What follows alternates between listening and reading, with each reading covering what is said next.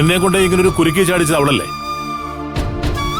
അങ്കിളെ, ഞാൻ എത്ര വട്ടം പറഞ്ഞതാ ആന്റി അല്ല ഞാനാ കാരണക്കാരിയെന്ന്. ഇനിയും നീ 100 വട്ടം സത്യം പറഞ്ഞാലും കുറ്റക്കാരി ഞാൻ തന്നെയായിരിക്കും മോളെ. നിന്റെ പ്രസവം കഴിയുന്നത് വരെ ഇതിങ്ങനെ പലരുടെയും വായിന്ന് കേട്ടോണ്ടേയിരിക്കും. മനസാ, നീ അങ്ങനെ വിളിച്ചു പറഞ്ഞപ്പോ സത്യത്തിൽ ഞാൻ നിന്ന് ഉരുകുമായിരുന്നു. അപ്പോ വല്യച്ഛനും സേതുവേട്ടനും വല്യമ്മയും വന്നില്ലായിരുന്നെങ്കിൽ പ്രശ്നമില്ലായിരുന്നു. ഇനി ഇതിന്റെ പേരിൽ എന്തൊക്കെയായിരിക്കും നടക്കാൻ പോകുന്നത്? എന്ത് നടന്നാലും നമ്മൾ കേൾക്കാത്ത പോലെ ഇരുന്നാ മതി. മാനസയ്ക്ക് നമുക്കും അതാ നല്ലത്.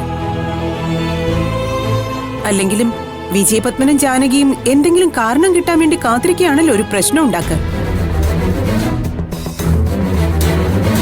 അങ്ങനെയുള്ള സ്വഭാവമൊക്കെ മാറി ആന്റി. ഇപ്പൊ ആവശ്യമില്ലാത്ത കാര്യങ്ങളിലൊന്നും അവരിടപെടാറില്ല. അപ്പൊ ഇന്ന് നടന്നതോ?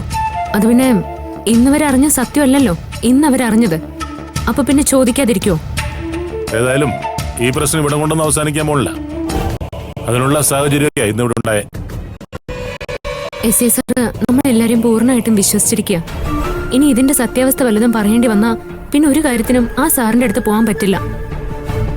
സാഹചര്യവും നിലനിൽപ്പും നോക്കി ആരും സംസാരിക്കൂ ഭാവന.